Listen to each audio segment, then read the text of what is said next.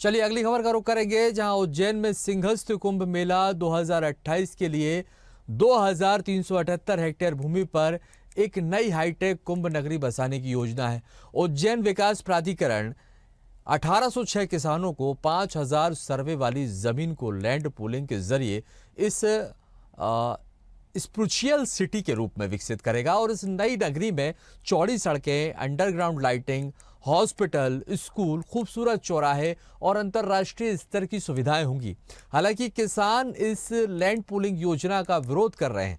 शासन और किसानों के बीच बातचीत बेनतीजा रही है और इस बीच सिंहस्थ कुंभ मेला अधिकारी आशीष सिंह ने प्रेस कॉन्फ्रेंस कर योजना की विस्तृत जानकारी दी। उन्होंने बताया कि योजना का उद्देश्य श्रद्धालुओं की सुविधा, शिप्रा नदी की स्वच्छता और उज्जैन की आर्थिक वृद्धि है।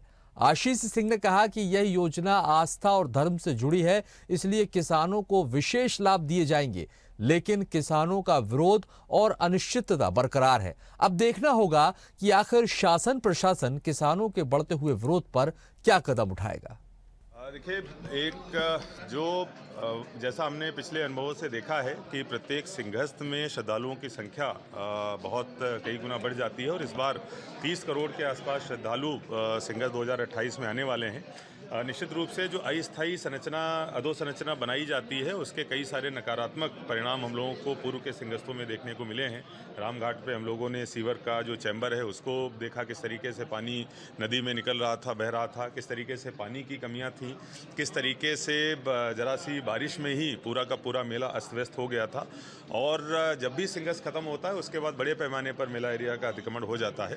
तो इन सारी समस्याओं के समाधान के तौर पर शासन द्वारा स्थायी जो अधोसंरचना का विकास मेला क्षेत्र में किया जाए, इसका निर्णय लिया गया है और निश्चित रूप से उसको लैंड पूलिंग की पॉलिसी के तहत किया जा रहा है।